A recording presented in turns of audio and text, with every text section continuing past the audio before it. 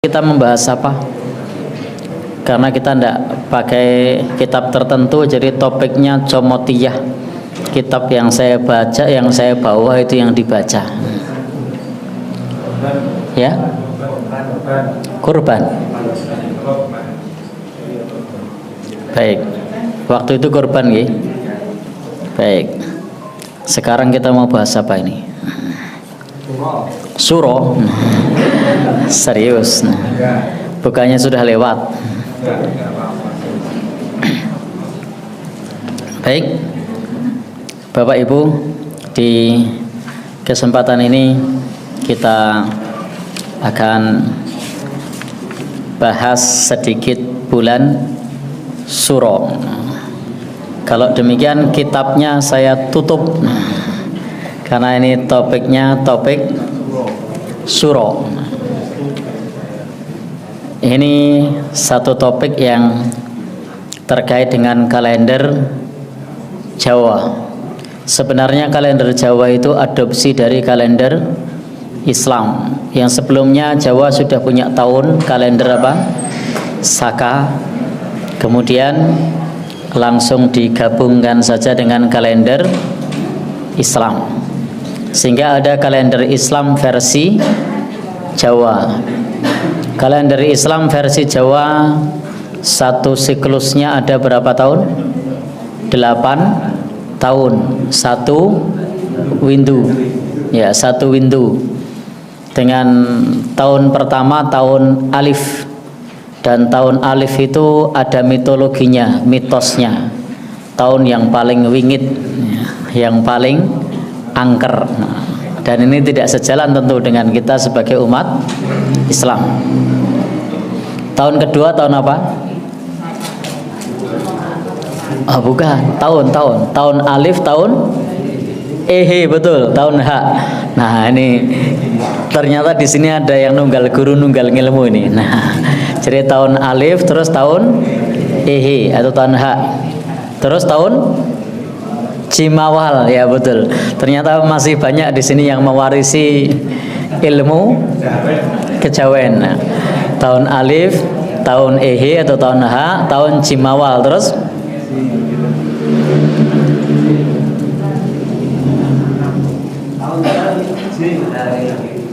tahun J, ya, atau sebenarnya bukan C ya, Z, za. Karena itu hurufnya huruf pakai za, bukan C. Kalau C itu Cimawal. Tapi mungkin karena ilat Jawa ya. Tahun Zai atau Zal, tahun Z. Terus setelah itu tahun Dal. Nah, betul, tahun Dal. Terus tahun kurang 3 lagi. Oh, tahun kedua itu. Baik. Pripun, Pak? B, betul, tahun B. Nah, berarti di sini masih banyak ini pewarisnya nih. Tahun B.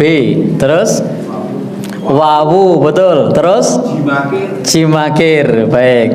Alhamdulillah. Masih banyak pewarisnya. Yang penting pewaris ilmu astronomi hisabnya, bukan pewaris kliniknya. Nah, baik, ini yang diwarisi astronomi hisabnya saja nggih, bukan kliniknya nggih. Nah, baik, pripun Bapak? Ya, iya betul, ini namanya ilmu abugi. Ya, jadi rumusnya namanya rumus abugi. Nah, alif rebu wagi. Ya, ini tidak apa-apa, ini tema dadaan tapi malah menarik ya. Ini kitabnya tak tutup ya. Nah, tidak jadi ini, nah, karena topiknya bahas ini. Jadi abugi, yang kedua apa rumusnya? Yang hak. Abugi, yang haknya apa? Tahun ehe-nya apa rumusnya?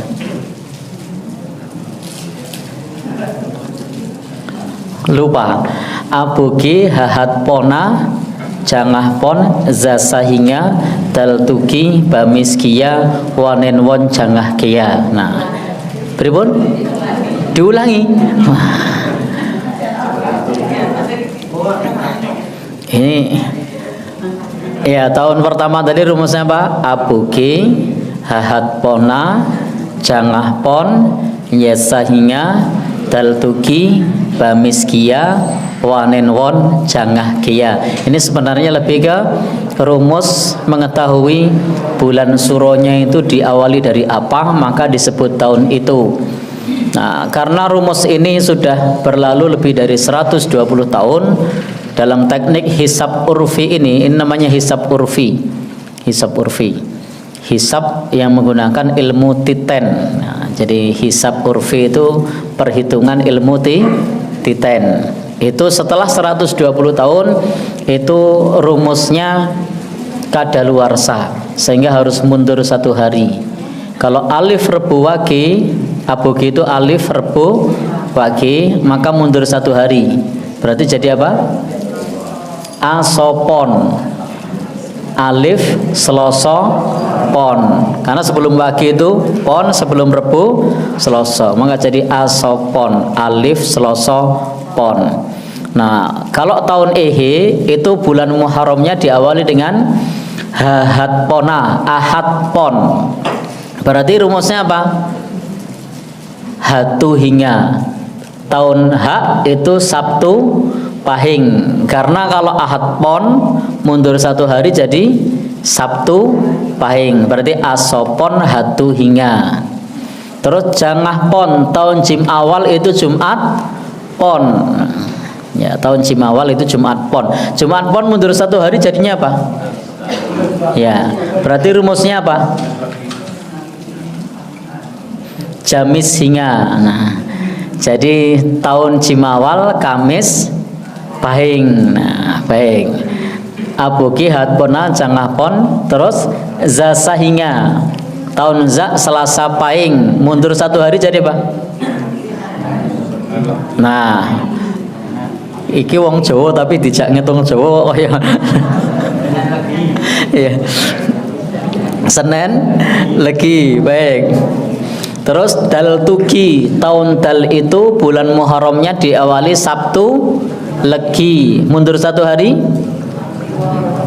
Ya, berarti Jumat Kliwon. Kalau Muharramnya diawali Jumat Kliwon, berarti itu tahun dal. Terus Bamiskia, tahun B itu Kamis Wage, mundur 1 hari. Rabu Pon.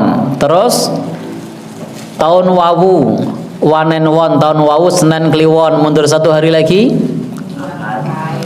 Ya, Wagi. Nah, jadi tahun Wawu itu Ahad Wagi, Wahad Gia jadinya kan. Tahun Wawu Ahad Wagi. Terus yang terakhir Jangah Gia, tahun Cimawal Jumat Wagi, mundur 1 hari. Ya, baik. Jamis Pon, berarti tahun Cimakhir itu diawali dengan Kemis Pon. Baik, inilah kalender Jawa versi kalender Islam versi Jawa, dan menunjukkan pula perhatian orang-orang zaman dahulu terhadap kalender Islam. Maka kalau simbah-simbah kita dulu itu lebih hafal dengan perhitungan Jawa, dengan perhitungan Islam. Maka coba tanya sama simbah-simbah yang usianya di atas 65. Itu dia sangat hafal surah, sapar, mulut, ba'da mulut. Nah, itu sangat hafal. Tapi coba tanya sama anak-anak Gen Z atau Gen Alpha. Coba ditanya, hafal apa enggak? Enggak hafal. Nah, jangankan itu, yang generasi milenial yang seusia saya itu banyak yang tidak hafal kalender Islam atau kalender Jawa. Diminta ngitung Muharram, Safar, Rabiul Awal, Rabiul Akhir, itu banyak yang tidak hafal.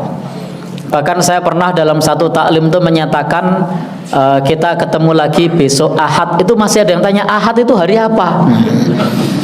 Ya, banyak yang tidak tahu. Padahal itu adalah asli dari Islam, asli dari Islam. Nah, sehingga kalender-kalender zaman dulu, termasuk surat-surat kerajaan-kerajaan zaman dulu sebelum kita merdeka, itu biasa menggunakan perhitungan kalender Komariah atau kalender Islam. Itu sudah biasa. Termasuk ini tadi kalau di tempat kita itu yang membumikan Sultan Agung siapa? Hanyokrokusumo. Nah, Sultan Agung Hanyokrokusumo. Dan perhitungannya sangat teliti. Jadi sudah ada perhitungan, ada hisab. Kalau di Muhammadiyah itu dulu ada wujudul hilal, sekarang ada KHGT. Maka umat Islam zaman dulu sudah ada perhitungan pula menggunakan hisab urfi ini, dan bisa mengetahui nanti Ramadannya jatuh hari apa, Syawalnya jatuh hari apa, itu sudah hafal. Jadi sudah bisa diketahui. Nah, baik Bapak Ibu, maka nanti ada rumusnya lagi. Rom cici, parluci, ngual patmo, ngukir nemo, diwal ropat, dikir ropat, jab lulu, ban molu, don nemro, wal jiro, dahroji, jahpatji. Nah, ada yang hafal? Ya. Baik, ini hisab urfi atau ilmu titen. Baik, misalnya tahun alif. Tahun alif itu alif Selasa pon. Maka di tahun alif itu Ramadannya jatuh pada tanggal berapa? Itu rumusnya bisa dihitung don 6 ro, Ramadan 6 loro. Tadi rumusnya apa?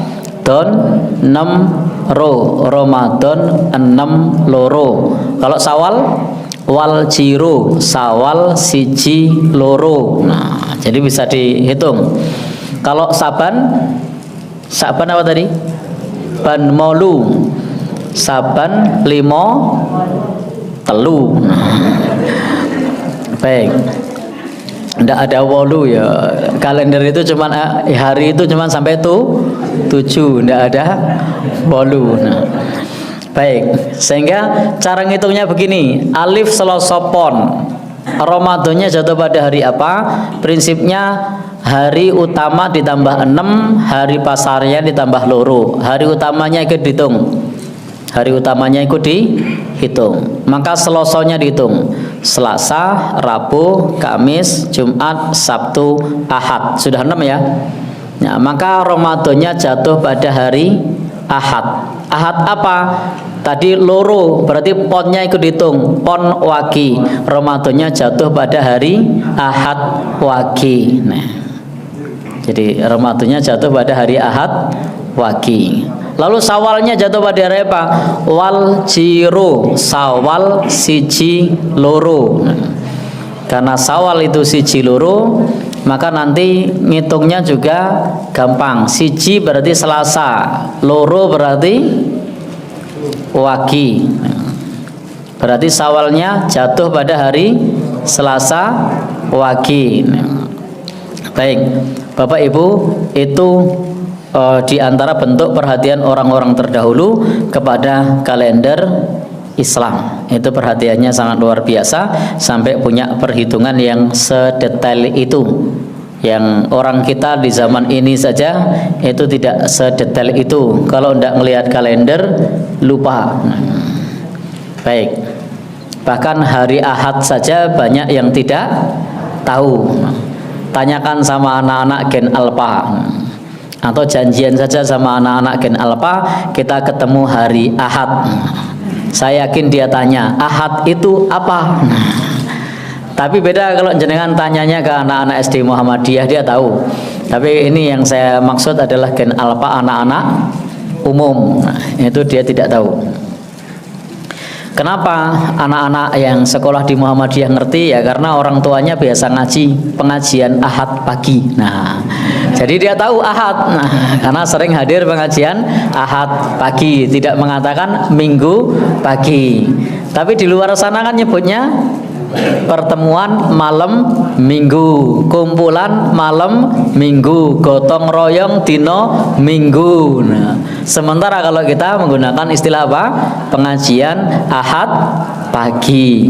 Baik, kita lanjutkan lagi. Nah, Bapak Ibu, Muharram ini satu-satunya bulan yang dinamai oleh Islam. Jadi ini satu-satunya bulan yang dinamai oleh Islam. Bulan yang lain itu adalah warisan pra-Islam. Ini sering saya sampaikan, bulan lain adalah warisan pra-Islam. Jadi sebelum Islam datang, nama-nama bulan itu sudah ada. Rabiul Awal, Rabiul Akhir, itu sudah ada. Maka ketika ada orang tanya kapan kelahiran Nabi, jawabannya apa? 12 Rabiul Awal. Nah, meskipun tahunnya belum ada. Maka kalau Bapak Ibu umat Islam ditanya tahun berapa Nabi lahir, itu antara pertanyaan dengan jawaban selincu. Jadi, tahun gajah. Nah, jadi pertanyaannya angka, jawabannya gajah. Nah, karena memang belum ada tahun. Ini menunjukkan orang-orang Arab dulu memang sangat bodoh, jahiliyah, buta huruf. Sehingga mereka mengingat tahun tidak berdasarkan urutan angka, tapi berdasarkan peristiwa. Nah, orang Jawa pun demikian. Orang Jawa itu mirip-mirip orang Arab. Nah, saya beberapa kali ketemu simbah-simbah itu ketika tanya, "Mbah, putune niku umur pinten?" "Tahun piro ya?" "Mbiyen lairane zaman Lindhu Gede." Nah, ya, beruntung saya waktu Lindhu Gede itu saya sudah lahir, dan saya ingat itu 27 Mei 2006. Berarti dia lahir tahun 2006. Coba kalau ngomongnya sama orang luar Jogja kan bingung itu. Baik. Nah, termasuk kapan ini bapaknya lahir? Zaman kecoblong. Gimana itu? Ngitungnya gimana? Kecoblong itu tahun berapa? 83. Nah, baik. Maka saya termasuk ketika simbah saya ditanya tentang kapan lahirnya, ya jawabannya zaman kecoblong. Nah, susah ini nek orang ngerti. Ya, kecoblong itu apa? Baik. Jadi zaman gerhana matahari total. Baik. Ada lagi, rumahnya dibangun kapan, Mbah? Zaman udan awu. Nah, pernah ada dengar jawaban begitu? Ya, zaman udan awu, kecoblong, Lindhu Gede. Ada lagi? Zaman banjir gitu. Nah, zaman banjir, Gestapu, genjer-genjer. Saya juga bingung ya, genjer-genjer itu apa. Nah, saya sering kalau berbicara sama simbah-simbah genjer-genjer, Gestapu itu bingung saya, karena kejadiannya tahun berapa tidak tahu persis. 65 ya. Baik, kita lanjutkan. Jadi orang Arab dulu kenal tahun, tidak kenal tahun, tapi kenal bulan. Meskipun kenal bulan, tidak kenal bulan Muharram. Karena bulan Muharram itu warisan, selain bulan Muharram itu warisan pra-Islam. Nah, bulan Muharram itu dulunya namanya Safar Awal. Nah, kemudian Safar yang sekarang itu dulu namanya Safar Akhir. Maka oleh Nabi Safar Awal diganti Muharram. Jadi satu-satunya bulan yang dinamai oleh Islam, yang dinamai oleh Allah, itu namanya bulan Muharram. Asalnya apa? Safar Awal. Sementara yang sekarang itu dulu namanya Safar Akhir, akhirnya dibuang, tinggal Safar tok, tapi tidak pakai tok. Nah, iya kan? Tidak pakai tok. Ya, jadi tidak pakai tok. Hanya jadilah Muharram Safar. Itulah kenapa Nabi menyebutnya Syahrullahil Muharram, bulan Allah, bulan Muharram. Jadi bulan Muharram disebut bulan Allah. Kenapa bulan Muharram disebut bulan Allah? Ada yang tahu? Karena bulan ini dinamai oleh Allah melalui Nabi Sallallahu Alaihi Wasallam. Kenapa disebut bulan Allah? Karena bulan ini dinamai oleh Allah melalui Nabi Sallallahu Alaihi Wasallam. Nah, bulan Muharram sendiri itu maknanya adalah bulan yang disucikan, bulan yang dimuliakan, bulan yang di sana terdapat larangan. Ini disebut Muharram. Dan juga termasuk bulan dalam agama kita salah satu bulan haram, arba'atun hurum. Jadi arba'atun hurum, bulan haram itu ada 4. Nah, salah satunya apa? Muharram. Ketika kita berbuat zalim, itu dosanya pripun? Tidak dilipat gandakan. Dosa itu tidak dilipat gandakan.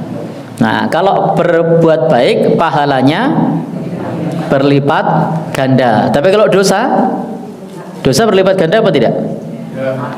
Tidak. Coba cek ayatnya. Ayat lain banyak yang menjelaskan tentang konsep pahala dan dosa. Ayatnya begini: Man jaa bil hasanati falahu asyru amsaliha. Barang siapa datang membawa kebaikan, maka Allah lipatkan 10 kali lipat. Wa man jaa bis sayyi'ah fala yujza illa mislaha. Barang siapa yang berbuat keburukan, tidak dibalas kecuali yang serupa. Wahum la yudlamun, dan mereka tidak dizalimi. Jadi tidak ada konsep dosa berlipat ganda banyak, itu tidak ada. Kemudian yang ada adalah pahala berlipat ganda banyak, ada. Lalu bagaimana? Kenapa banyak ulama mengatakan berlipat ganda? Berlipat gandanya dosa itu tidak sama dengan pahala. Maknanya apa? Maknanya adalah fil kaifiyah tunal kamiyah. Maknanya apa tadi? Fil kaifiyah tunal kamiyah. Lipat ganda dalam dosa itu adalah dalam rasa, bukan dalam jumlah. Jadi lipat ganda dosa di bulan haram itu dalam rasa, bukan dalam jumlah. Saya pernah kasih ilustrasi di sini kalau saya tidak salah ingat, tapi nampaknya rodok lali. Nah, ya saya ulang lagi ilustrasinya. Saya waktu itu pernah kasih ilustrasi di sini.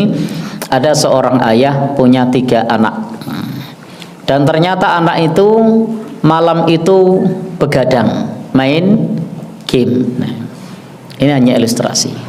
Paginya bangunnya sama-sama telat, bangun jam 8 dan belum sholat subuh. Maka ayahnya marah. Padahal anak ini 3 usianya beda.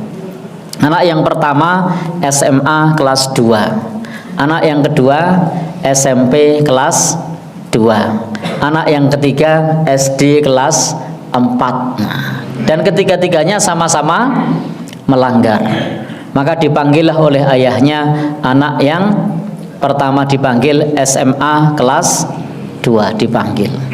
Lalu diambillah sama ayahnya yang alat untuk tebah kasur, apa namanya? Ya, sulak apa seblak? Pokoknya tebah kasur lah. Nah, lalu kemudian ya seblak ini pedes. Nah, itu makanan itu. Maka ketika dipanggil anak yang kelas 2, dikasih nasihat, dimarahi sama orang tuanya, lalu kemudian seblak. Nah, pedes tadi. Nah, diseblak. Dan lumayan keras itu. Nah, lumayan keras. Nah, lalu kemudian anak yang kelas 2 dipanggil pula. Kelas 2 SMP tadi. Kemudian sama orang tuanya sama pula, diseblak 1 kali, tapi nyeblaknya sedang. Tek. Kemudian dipanggil anak yang kelas 4, diseblak lagi, tapi hanya disentuh nil. Nah, ketika 3-tiganya ditanya sama ibunya, kamu tadi diapain sama ayah? Diseblak. Berapa? Sekali. Kamu sekali. Kamu sekali. 3 anak semuanya ngaku sekali. Berlipat ganda apa tidak? Tidak.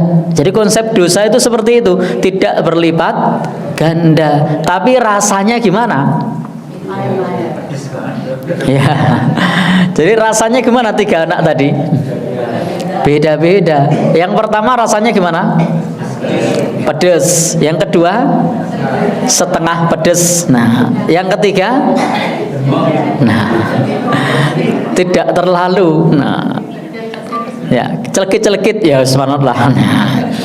Baik, inilah ketika membahas mengenai masalah lipat ganda dalam dosa. Karena memang tidak ada ayat yang menjelaskan dosa itu berlipat ganda.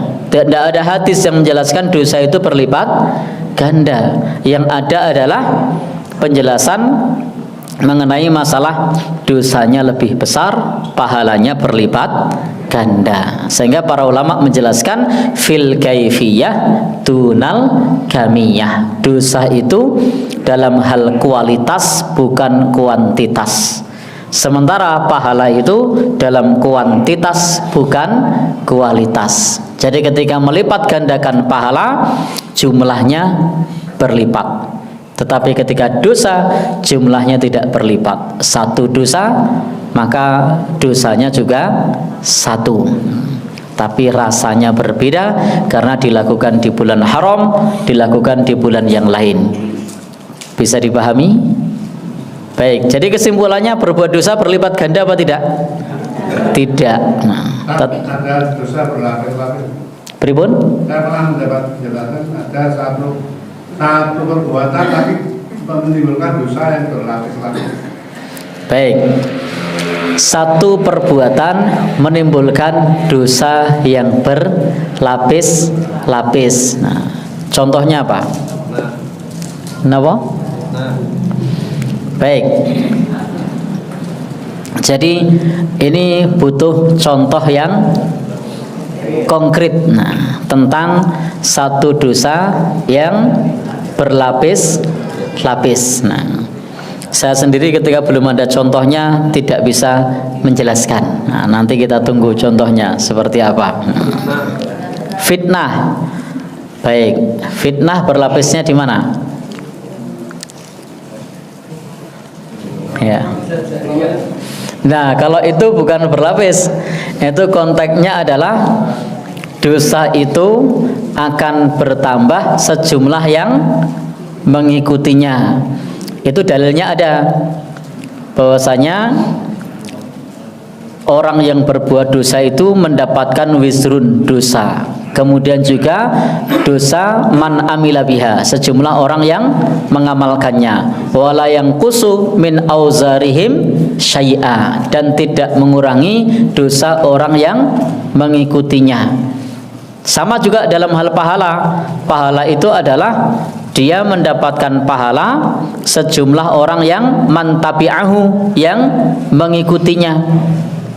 Wala yang kusu min ujurihim syai'a, dan tidak mengurangi pahala orang yang mengikutinya. Ini konsep amal jariyah, baik amal soleh maupun amal buruk itu berpotensi jariyah ketika ada yang mengikuti. Baik, kita lanjutkan. Enggak, ora rampung nanti. Baik, jadi jelas tadi Muharram itu bulan yang disucikan dalam Islam, termasuk bulan haram, bulan yang dimuliakan. Berbuat pahala maka berbuat baik pahalanya berlipat, berbuat dosa dosanya lebih besar. Ini ketika kita melakukan dosa di bulan Muharram. Maka untuk bulan suci itu Allah berfirman, fala tatlimu fihinna anfusakum, janganlah kalian berbuat zalim di bulan tersebut. Dan tidak benar kalau ada yang mengatakan bulan Muharram adalah bulan sial atau bulan keramat. Di kitab Tauhid itu disebutkan sebuah hadis qudsi. Di situ disebutkan la tasubut tahar wa anat tahar uqallibul laila wan nahar. Janganlah mencaci maki atau mencela waktu. Akulah pencipta waktu yang membolak-balikkan malam dan siang. Apa kata pensyarah hadis ini? Pensyarah hadis ini mengatakan mencela waktu itu ketika kita mengatakan hadza yaumussu, ini hari sial, ini hari yang buruk, maka itu termasuk mencela waktu. Maka ketika kita mengatakan bulan Muharram bulan yang keramat, bulan yang sial, maka kita sudah bermaksiat kepada Allah, kita sudah bermaksiat kepada Rasul, karena ini larangan Allah dalam hadis qudsi, larangan Nabi SAW, karena Nabi yang menyampaikan hadis qudsi ini. Allah berfirman, janganlah mencela waktu. Maknanya apa? Janganlah berkata hari ini hari sial, jangan berkata bulan ini bulan yang buruk. Nah, sementara dalam Serat Centini itu disebutkan salah satu larangan itu adalah menikah di bulan Suro, bulan Muharram. Kemudian pula Bapak Ibu yang berbahagia, selain itu masyarakat Jawa juga punya keyakinan bahwa di bulan Muharram tidak boleh bikin ya pesta, tidak boleh bikin pesta. Apalagi selain tidak boleh bikin pesta, ora oleh supitan, tidak ramari. Padahal ini banyak supitan masal. Maka ini menunjukkan keberhasilan dakwah tauhid. Jadi pesan-pesan wingit itu sudah ora mandi, karena banyak orang yang khitanan. Tidak boleh membuka tempat usaha karena dianggap nanti usahanya akan sial. Tidak boleh ngunggah ke, kok tahu? Ya, langsung kompak begitu ngunggah ke, tidak boleh ngunggah ke molo. Baik, ya. Ini betul-betul diantara keyakinan orang Jawa pada masa silam. Tidak boleh ngunggah ke molo. Kenapa? Masih ada? Oh, saya kira sudah hilang. Ternyata masih ada ya. Ora wani ngunggah ke molo. Yang tidak berani nikah masih tidak? Oh masih. Khitanan berani itu? Masal beraninya. Oh beraninya masal. Kalau tidak masal tidak berani. Oh ya. Kalau masal banyak temannya. Oh gitu. Kalau masal banyak temennya. Mungkin pikirannya kalau sial banyak temennya gitu. Ya. Ya karena pas liburan. Baik. Tapi untuk khitanan tadi sudah terkikis ya. Tapi untuk nikah belum? Oh, sudah juga. Oh, kemarin pagi dapat undangan. Meskipun jumlahnya belum signifikan. Karena memang sebagaimana disampaikan oleh Kuncoro Ningrat dalam buku Kebudayaan Jawa yang terbit tahun 1984 menyebut Suro sebagai bulan keramat yang penuh dengan larangan dan ritual tolak balak. Itu menurut Kuncoro Ningrat dalam buku Kebudayaan Jawa. Dalam buku yang lain, nama bukunya Mistik Islam Kejawen juga menjelaskan masyarakat Jawa memandang sebagai bulan untuk tirakat karena nuansanya angker. Jadi kita ngomong pakai sumber nih. Kemudian pula dalam buku The Religion of Java, itu juga disebutkan larangan hajatan besar di bulan Suro. Kemudian pula dalam buku Primbon Betal Jemur, oh, kok tahu? Nah, punya Pak. Oh, pernah baca nih.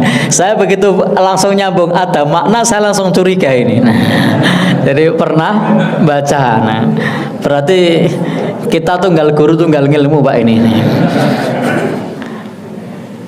Saya curigai mantan kader dukun. Ya. Karena kalau tidak ada darah perdukunan tuh jarang yang baca buku ini, khususnya dari kalangan Muhammadiyah. Kalau dari kalangan lain mungkin biasa, tapi dari kalangan Muhammadiyah kalau baca itu berarti ada darah ada Pak darah itu? Oh, tidak ada. Tapi kok punya? Ya, minjem atau punya? Oh, minjem. Saya kira nek punya. Baik. Nah, di antara bab petung dino bahwa Suro itu disebut sebagai bulan yang wingit, yang bebayani. Maka orang yang lahir di bulan Suro karena dianggap wingit, maka harus dibuatkan ruwatan. Tahu. Nah, dibuatkan among. Nah, jadi masih ada yang ngamalkan? Oh, masih. Oh, baik, masih. Kalau yang hadir di sini ada yang ngamalkan enggak? Oh, enggak. Nek ono sing ngamalke ya asline kebangetan. Baik. Jadi bedakan antara sedekah dengan ritual tolak balak. Dalam ritual tolak balak versi Jawa itu ada pengagungan kepada selain Allah. Sementara dalam sedekah itu konsepnya berbagi. Nah, itu berbeda.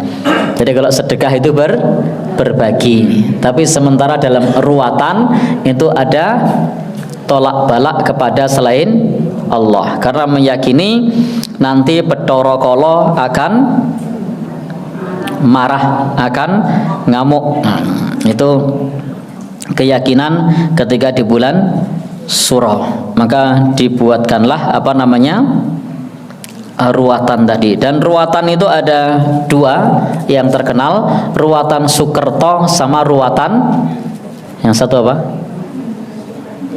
Ada yang tahu? Yang pernah baca, apa Pak? Ruwatan apa? Ya, ruwatan Sukerto sama Sengkolo. Nah, jadi itu versi Jawa. Itu dibuatkan ruwatan, dibuatkan sesaji supaya tidak sial. Nah, biasanya terkait erat dengan makhluk-makhluk gaib. Nah, seperti misalnya Dewi Sri. Apalagi?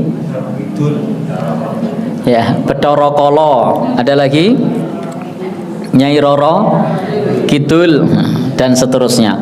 Nah, untuk Sukerto itu misalnya ruwatan untuk bayi yang lahir, ontang anting, orang duwe tunggal, itu dibuatkan ruwatan. Apalagi kembang sepasang. Kembang sepasang itu gimana?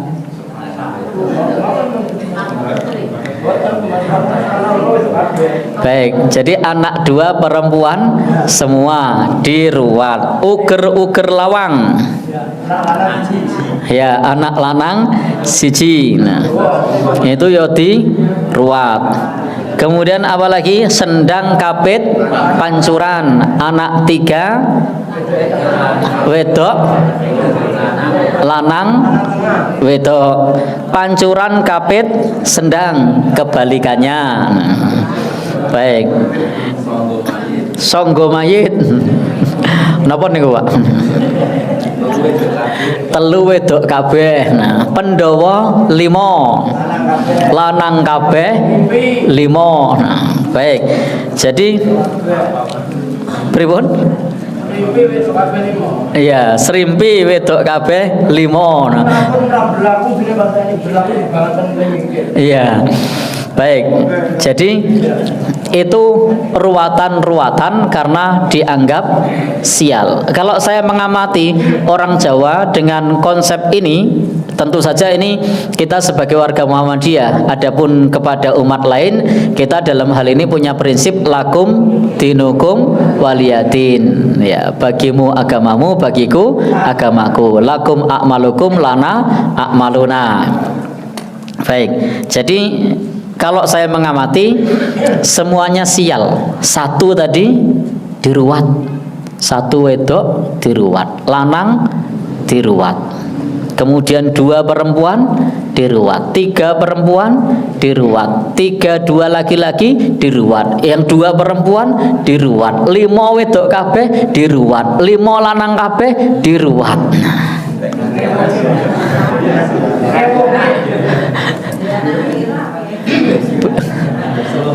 Anak bajang diruat. Ya, anak bajang diruat, gimbal diruat, lahir bulan Suro diruat. Baik, kembar diruat. Baik, tapi ternyata saya menemukan celah, ada yang tidak diruat. Anaknya papat, saya tidak menemukan. Ya, jadi anaknya 4 itu saya tidak menemukan, itu tidak diruat. Jadi nek wong Jawa pengen ora ruwatan anaknya papat. Baik. Jadi itu dalam ruwatan Sukerto. Ruwatan Sukerto. Termasuk lahir bulan Suro, itu masuk kategori ruwatan Sukerto. Dengan diruat dibuatkan among, diharapkan anaknya keselamatan. Maka dibuatkan sesaji, ingkung, tumpeng, apalagi rujak degan, ketan, kolak, apem. Nah, baik. Ini semua adalah makanan yang enak. Jadi ini semua makanan yang enak. Jadi kalau ini dibuat untuk dimakan enak. Masalahnya itu bukan dimakannya, masalahnya bukan dibuatnya. Ingat, kita tidak anti budaya, kita tidak anti kuliner Nusantara. Bahkan kalau MAD ini pas pengajian disuguhi ingkung satu-satu boleh. Ya boleh. Jadi jangan sampai nanti dipelintir pengajiannya anti adat, anti budaya. Tidak, kita tidak anti adat, tidak anti budaya. Bahkan kalau misalnya snacknya ini dikemas dengan versi Jawa, misalnya disajikan dengan pakai sudi. Nah, boleh enggak? Boleh. Jadi pakai sudi disajikan dan bentuknya misalnya kolak, boleh? Boleh. Karena memang oh ya, bulan depan kotan kelak opam. Nah, misalnya boleh itu. Jadi kita tidak anti budaya. Tapi di sini yang kita tidak sepakat itu adalah karena ada pengagungan kepada selain Allah. Misalnya begini, saya sering sampaikan ke teman-teman. Bismillahirrahmanirrahim. Nyai among kiai among nyai suro kiai suro iki kilo tak sangoni ingkung tumpeng ketan kolak sego golong rujak degan apem lan sak piturute momongan putuku aja dimomong cedak-cedak kali momongan putuku aja dimomong cedak-cedak geni momongan putuku cedak-cedak rezeki. Nah, ya baik. Pripun? Ya namanya pengajian ya harus riset tuh ya.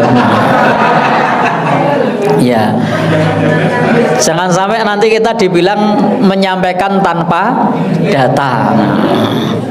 Jadi, dan bapak-bapak, ibu-ibu juga perlu baca bukunya Kuncoro Ningrat. Nah, perlu baca buku The Religion of Java. Itu perlu juga. Perlu membaca penelitian Islamisasi di Jawa. Itu juga perlu. Untuk apa? Supaya kita tahu. Supaya kita tahu. Termasuk tadi baca apa? Betal, jemur, serat centini, nah, gadoloco, nah, ya jopo apa? Oh, tidak ada yang tahu. Jopo montro, nah. Baik. Tapi ingat, jangan diyakini. Nah, kalau mau baca itu ya pondasi akidahnya kuat dulu. Kalau pondasi akidahnya belum kuat, saya khawatir ngatek dukun. Nah, jadi jangan sampai dengar kabar mantan jamaah MAD Masjid Ahmad Dahlan buka praktek dukun. Lalu begitu ada orang yang datang dari sini ditanya, Mas netumu apa? Natuku Selasa Wage, Mas. Oh apik kowe Selasa Wage iki papat karo telu ketemune pitu. Oh pitulungan rezekimu Mbah Nyumili. Nah. Wah, jangan sampai nanti seperti itu. Padahal yang namanya rezeki itu tidak ada kaitannya dengan hari lahir. Nah, semua sudah kinaris. Ma asabaka lam yakun liyukhti'aka wa ma akhta'aka lam yakun liyusibaka. Apa yang menimpamu tidak akan luput darimu, apa yang luput darimu tidak akan menimpamu. Apa konsepnya tadi? Apa yang luput darimu tidak akan menimpamu, apa yang menimpamu tidak akan luput darimu. Maka Islam mengajarkan wa in asabaka syai', kalau kamu tertimpa sesuatu, ucapkan apa? Qadarallah wa ma syaa fa'ala. Jadi kalau tertimpa sesuatu, ucapkan takdir Allah. Jangan sampai mengatakan ketika ada kecelakaan, wah suro-suro pantes. Nah, baik. Ada enggak yang model begitu? Ada. Nah, oke tabrakan wong sasi suro. Nah, sebenarnya enggak ada hubungannya. Nah, ruatan yang lain adalah ruatan sengkolo. Nah, sengkolo itu sengkolo tahun. Misalnya bulan suronya itu adalah tahun alif yang diawali Rebu Wage atau Selasa Pon. Tahun ini diawali apa? Saya tidak ngecek ya. Maka itu Selasa apa? Selasa Pon. Wah, berarti tahun alif itu kalau menurut perhitungan termasuk sengkolo. Nah, dianggap sial membawa banyak bencana. Nah, diruat. Nah, tetapi kita tidak punya keyakinan itu. Semua tahun, semua hari sama. Baik. Ada lagi sengkolo weton. Maka Bapak Ibu pernah dengar istilah geblake simbah. Jadi pas mau nikah ternyata itu pas hari meninggalnya simbah. Tidak boleh nikah di hari itu. Mau nikah Ahad Pahing. Nah, wis daftar di KUA, begitu pulang mau apa dinone Ahad Pahing. Kono Bali merono. Nah, diganti. Ahad Pahing ini geblake Mbah Kakung. Nah, akhirnya diganti Pahing toh, terus mundur 1 pekan. Ahad napa? Wage. Nah, ganti Ahad Wage. Tadi kan keluarga putri. Pas sampai di keluarga putra, Ahad nopo daftar ke Ahad Wage. Oh, gue iki geblake Mbah Putri. Nah. Baik. Setelah geblake Mbah Putri ya wes, besok ke KUA lagi diganti. Nah, tadi Ahad Pahing atau Ahad Wage, ganti mundur lagi Ahad Legi. Terus ayem Mbah Kakung tidak, Mbah Putri tidak. Nah, wes penak. Kemudian setelah ketemu Pak RT didaftarkan apa? Ahad lagi, kui geblake cikal bakal kampung. Baik.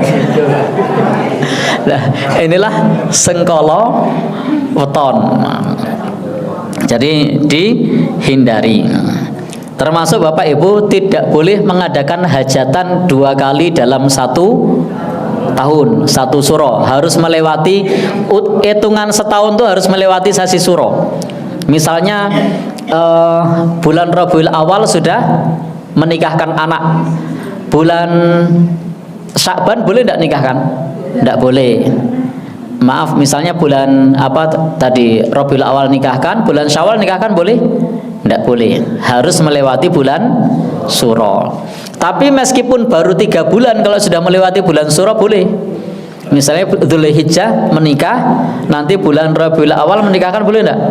Boleh, karena sudah kelewatan bulan Suro. Belum? Baik. Itu menurut keyakinan orang-orang tua dulu. Nah, kita sebagai umat Islam sing penting nggerono ragate bocahe gelem ya wis. Nah, jadi ono calone. Nah, ono calone, ono ragate padha geleme, silahkan dinikahkan. Tidak perlu ambil pusing tentang harinya, tahunnya. Baik, Bapak dan Saudara yang berbahagia yang dirahmati Allah Subhanahu wa taala. Karena kita sebagai umat Islam dalam masalah akidah ini kalau tidak hati-hati terjatuh dalam kesyirikan. Kata Nabi, at-tiyaratu syirkun, at-tiyaratu syirkun, at-tiyaratu syirkun. Nabi mengulang 3 kali. Anggapan sial itu syirik, anggapan sial itu syirik, anggapan sial itu syirik. Beliau ulang berapa kali? 3 kali. Jadi kita tidak boleh ada anggapan sial, karena anggapan sial termasuk syirik. Tapi tidak semua anggapan sial. Anggapan sial yang syirik itu yang tidak ada hubungan sebab akibat dan dikaitkan dengan perkara yang gaib. Nah, tapi kalau anggapan sial ada hubungan sebab akibat, tidak dikaitkan dengan perkara gaib, itu boleh. Contoh, anggapan sial kepada anaknya sing urung iso nyopir mobil pengen nggawa mobil lunga dhewe. Padahal lagi sinau, lagi wingi, lagi nyekel pisan. Mak, mobilnya tak go lunga ya. Ana ndi? Nang Malioboro. Aja, mengko ndak ana apa-apa. Ini syirik apa tidak? Tidak, karena ini ada hubungan sebab akibat, tidak dikaitkan dengan perkara yang gaib. Nah, Bapak Ibu, anaknya tidak paham listrik, kemudian mau naik ke plafon, mau betulin listrik. Lalu orang tuanya bilang, "Rasa ojo, engko ndak ono apa-apa." Nah, ibu arep dandani listrik ora oleh. Lalu orang tuanya bilang, "Mengko ngundang tukang wae. Sik luwih profesional.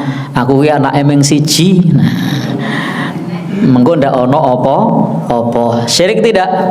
Tidak, karena ada hubungan sebab akibat, tidak dikaitkan dengan perkara yang gaib. Kenapa dalam tatoyur tadi syirik? Karena tidak ada hubungan sebab akibat dikaitkan dengan yang ghaib. Nah, jadi beda konsep antara sebab akibat dengan yang dikaitkan dengan perkara ghaib. Contoh lain, ini kadang banyak orang yang gagal paham. Saya sering sampaikan di video YouTube sudah banyak. Nah, Bapak Ibu, di antara bentuk keyakinan di bulan Suro itu adalah keyakinan keramat terhadap benda-benda pusaka, jimat-jimat. Ini keyakinan ini namanya khurafat. Khurafat itu khurfatun, meyakini benda-benda bertuah, benda-benda keramat termasuk jimat-jimat. Saya kasih contoh, ini banyak orang yang gagal paham. Nah, ketika Bapak Ibu punya jimat, kata Nabi, inziha, lepaskan jimat itu. Fa innaha la taziduka illa wahnan. Jimat itu tidak bisa menambah kepadamu kecuali kelemahan. Jadi jimat itu hanya bikin kita lemah, ringkih. Sudah mau pergi ke Jakarta, ternyata sampai Purworejo Galingan jimatnya ketinggalan. Nah, apa yang terjadi? Bali meneh. Nah, dan ini juga bukti kalau jimatnya tidak sakti. Kalau sakti kan tinggal bilang mat nyusul. Nah, ya kan? Ternyata kan jimatnya harus diambil lagi. Nah, ketinggalan jimatnya di mana? Di depan kamar mandi Masjid Ahmad Dahlan. Nah, karena pesan dukunnya tidak boleh dibawa masuk kamar mandi. Nah, tak centel ke. Nah, maka begitu dari Purworejo datang ke sini 2 jam perjalanan, ternyata masih cementel. Nah, orang pindah nanti, dia memang tidak berdaya, tidak bisa berbuat apa-apa. Nah, Bapak Ibu, perasaan gelisah pada saat kita ketinggalan jimat itu tauhidnya rusak, akidahnya rusak. Dan ini sesuatu yang mengarah pada kesyirikan karena dia bertawakal kepada jimat tadi. Nah, dia gelisah. Nah, gagal pahamnya di mana? Banyak orang gagal paham karena disamakan dengan dompet. Kalau demikian, orang yang ketinggalan dompet lalu gelisah, dia juga syirik. Loh, ini beda konsep. Kalau menyamakan jimat dengan dompet ini gagal paham. Nah, jadi mondok berapa tahun, kenapa tidak bisa membedakan antara jimat dengan dompet? Kan aneh, mondok birang-birang tahun tapi tidak paham antara jimat dengan dompet. Mengatakan kalau demikian orang yang ketinggalan dompet lalu gelisah juga syirik. Ya beda. Di mana letak bedanya? Dompet itu sebab akibat, tidak dikaitkan dengan yang ghaib. Sementara jimat tidak ada sebab akibat dan dikaitkan dengan yang ghaib. Coba kalau dompetnya ketinggalan, sudah sampai Purworejo dompet ketinggalan, uang di situ, ATM di situ, kemudian ya SIM di situ. Apalagi kalau tas cilik, HP di situ. Sebab akibat bukan? Ya. Mau jajan bisa? Tidak bisa. Beli bensin? Tidak bisa. Mau ambil duit di ATM? Tidak bisa. Apalagi HP-nya ketinggalan, mungkin tidak M-bankingnya dibobol orang? Mungkin. Baik, jadi bisa tidak kalau ditilang polisi, apa kita menunjukkan STNK atau SIM? Tidak bisa karena ketinggalan di situ. Maka gelisah normal karena ada sebab akibat. Sementara kalau ketinggalan jimat, apa sebab akibatnya? Masih bisa jajan? Masih. Masih bisa beli bensin? Masih. Apa ditilang polisi? Tidak.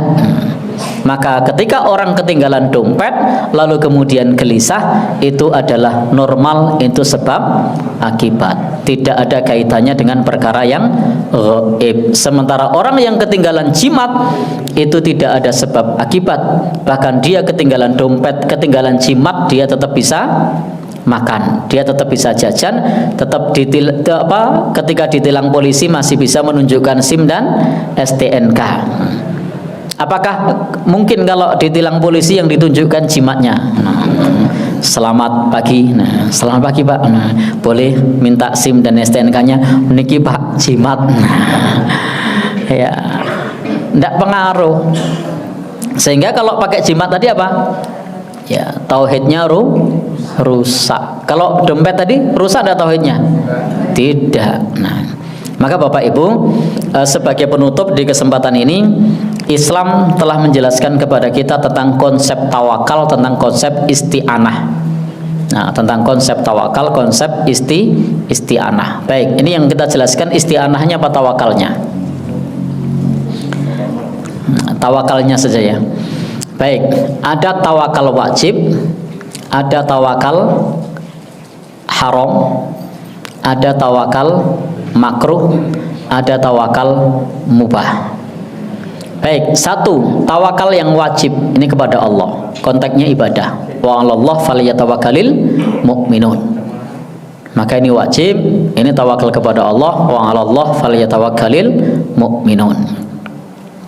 Kemudian yang kedua, tawakal yang haram, tawakal kepada selain Allah. Tawakal kepada selain Allah tadi tawakal kepada Nyai Suro, Kiai Suro, Nyai Among, Kiai Among, Nyi Roro Kidul, kalau menikah Nyai Panjang, Kiai Panjang, kalau ada angin gede Nyai Maruto, Kiai Maruto, dan seterusnya. Boleh apa tidak? Tidak. Kalau ada petir, tawakalnya sama siapa? Mak Gandri, oh Ki putune Ki Ageng Selo. Nah, ya Mak Gandri. Ini tidak boleh. Kenapa? Menyalahi ikrar kita, iyyaka na'budu wa iyyaka nasta'in. Nah, sehingga statusnya apa? Syirik. Karena tawakalnya kepada yang gaib, tidak ada hubungan sebab akibat, dan ini bentuk pengagungan.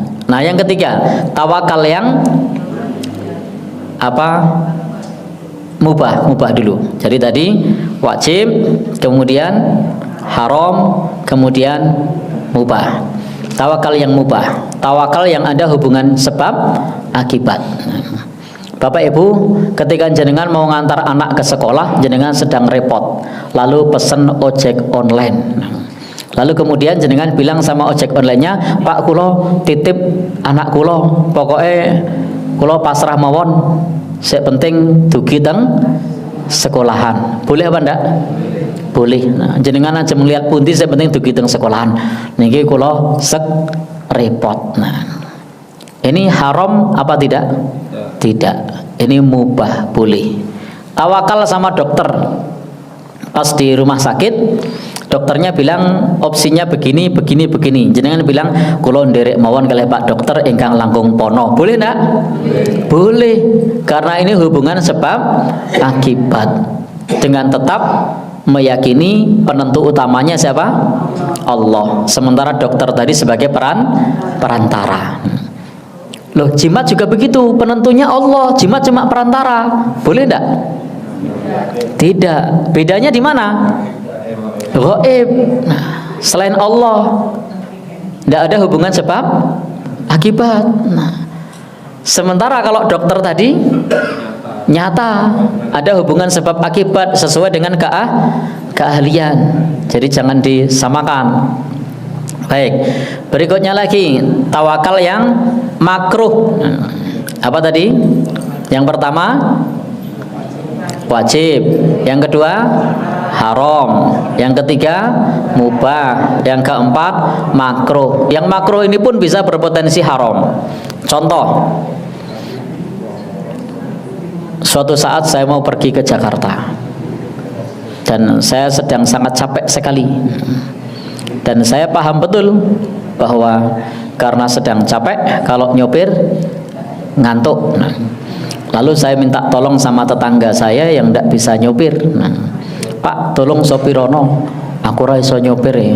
Rapopo gampang jenengan sinau nang YouTube. Nah, tak kandhani iki kopling, iki rem, iki sopiran tok iringke nengen menggok nengen, iringke ngiwa menggok niwa. Iki nek tok gas melayu, iki nek tok rem mandek. Nah, wis sopirono aku arep turu. Nah, pripun iki? Ya, haram karena berpotensi ya kecelakaan. Ya, jadi bisa haram. Mana yang makruh? Yang makruh adalah Bapak Ibu jenengan ajeng wonten kumpulan teman-teman MAD ngunduh pengajian di rumah lalu minta sama tetangganya kon gaweke bakso. Lah kula mboten nate gawe, ora apa-apa kula percaya resepe ana nang Google. Nah, begitu sudah dibikinkan bakso karena ora tau gawe bakso rasane cemplang. Nah, ini makruh. Nah, begitu yang hadir itu delok nyawang wis enuk ae juga oke ora dintekke. Kenapa? Karena tadi tawakal kepada yang bukan ahlinya. Nah, sehingga Bapak Ibu ingkang minulya, kita perlu meluruskan arah tawakal kita. Kalau yang haram kita tinggalkan, yang makruh perlu berhati-hati, yang mubah silahkan. Kemudian kalau yang wajib itu hukumnya wajib. Jangan sampai di bulan Muharram ini akidah kita rusak. Baik, ini sebagai kutipan utama pengajian kita di bulan Muharram. Yang apa? Judulnya Muharram. Ini mohon maaf nggih dadaan saya tidak bawa kitab. Jadi judulnya judul spontan. Tadi saya tanya mau tema apa, Muharram, ya sudah kita bahas Muharram. Jadi mohon maaf kalau tidak maksimal. Nasrul minallah, tidak ada pertanyaan nggih? Ya, tidak ada. Nasrul minallah, fathun qarib, basyiril mu'minin. Subhanakallahumma bihamdika asyhadu an la ilaha illa anta astaghfiruka wa atubu ilaik. Wassalamualaikum warahmatullahi wabarakatuh.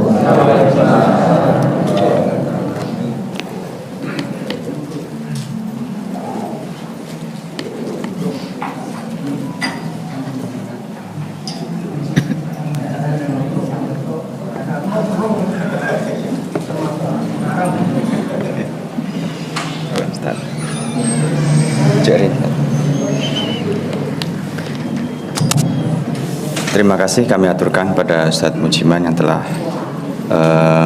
mengisi pengajian pada pagi hari ini. Selanjutnya mari kita akhiri dengan doa kafaratul majlis dan hamdalah. Subhanakallahumma bihamdika asyhadu an la ilaha illa anta astaghfiruka wa atubu ilaik. Alhamdulillahirabbil alamin. Dari saya sebagai pembacara cukup sekian, banyak khilaf dan salah mohon dimaafkan. Billahi taufiq wal hidayah. Assalamualaikum warahmatullahi wabarakatuh.